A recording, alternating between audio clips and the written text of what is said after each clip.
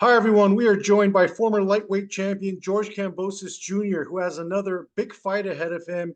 May 11 in the United States, May 12 in Australia against three-division champion, future Hall of Famer Vasily Lomachenko.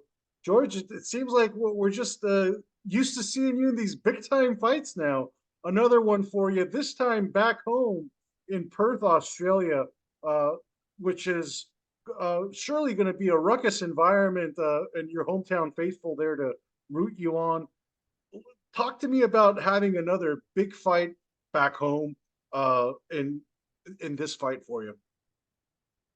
Oh, look, man, it's when you talk Kambosos is always in the big fights. You look at my last 2.5 years, mega fights, future Hall of Famers, stadium fights, arenas. This is exciting, motivating, and again, coming up against a guy that I have admired, a guy that I have, manifested fighting for a long time, a guy that I was supposed to fight a couple times, knowing that we're so close. It's very exciting, very motivating, but also knowing that we're taking this fight to Australia, obviously to Perth, the RSC Arena. It's pretty much sold out. The atmosphere is going to be incredible. Now, if we look back at the UFC, they did the big event there with Volkanovski and Islam, and they still to this day say that that was the most electric atmosphere in the UFC history. The RSC Arena holds the award for the 2024 and 23 best indoor arena in Australia. So atmosphere, Kambosos, Lomachenko, styles make fights, two electric fighters, two dynamic, explosive fighters, and the atmosphere is going to be incredible. I cannot wait. How many fans are you expecting in this one? Just under 16,000. It's going to be sold out capacity. Did you say 60, 60? 16,000. Oh, 16. Got it. With obviously a fight of And this that's magnitude. that's going to be capacity. Mm-hmm. This is obviously That will be capacity at the RSC. right. This is obviously another big fight for you. It's for the vacant IBF title, a chance for you to become a two-time 135-pound champion and put yourself back into the top of the pecking order. There's still a lot of big fights to be made at 135 pounds, but surely you're not looking past Lomachenko. How do you assess Lomachenko at this point of his career? Yeah, of course, you can never overlook a guy like Vasily Lomachenko. I'd be the biggest idiot if I was to do that.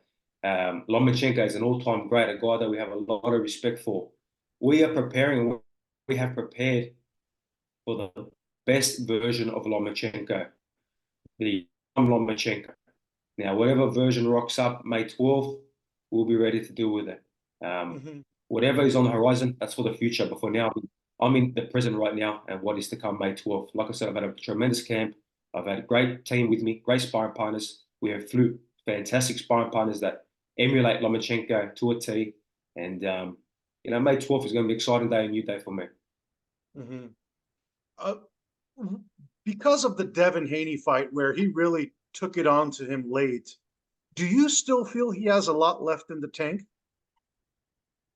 100%. I think Lomachenko has a lot left in the tank, but I think when it gets down to it, and both guys inside myself and Lomachenko, I don't believe he wants a dogfight. I don't believe he has that dog inside him anymore. I don't feel like he wants it as bad as I want it right now. So we're gonna have to wait and see May 12th, but we'll be ready for the best Lomachenko. And like I said, we have the utmost respect for him. But once that bell goes, that respect is out the window, and I'm coming to do a job. Mm-hmm. Let's talk about the skills that set you apart, George. What do you think is going to be the X factor in order for you to win this fight? Look, we have prepared with a tremendous game plan. I have a fantastic lead coach. I have fantastic sparring partners. We have a great game plan in place, and we have game plans A all the way to Z ready to adapt. And I think against a guy like Lomachenko, you have to be ready to adapt multiple times in a fight. I'm very explosive. I'm very dynamic. I have explosive shots, and like I said, I got that dog inside me. I want a tough fight. I want a brawl. I want an action fight. I want to give the fans the best fights possible, and I think we know Lomachenko is talented, of course. He's a, you know, IQ like Albert Einstein in boxing, but that's one aspect of the fight game. It's about, it's about how much heart you have, and how much prepared to fight. And I feel that explosive power, sharp that I have, and the balls is over the line, and we'll be ready. Mm-hmm. And in your last fight against Maxi Hughes, July 2023, you sneaked away with the majority decision. I'm sure it wasn't as close as you thought it would be going into the fight, but it ended up being very close. A lot of people, mixed results, mixed opinions about who they felt was the victor that night. Looking back at it now, how would you assess your performance, and what do you wish you did better that Look, like I said, leading into the fight, Maxi is a very cagey kind of veteran kind of guy, and a guy he's awkward. But again, a guy look, when you've been with 10 out of 10 models, Victoria's Secret models, and then you get the 2 out of 10, the guy that's just a bump in the road. Sometimes you don't have that supreme motivation. And I take a lot from that fight because a lot of things didn't go right for me. I had to adapt a lot in that fight.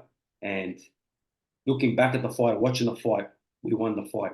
It was close, don't get me wrong, very close. And I think Maxi performed at his best, and I performed at my worst, and still got the decision against a top 10 lightweight, a guy who is a very cagey fighter. So we take whatever we take from that fight, we put ourselves back in position, and now our motivation, our full focus is on a future Hall of Famer.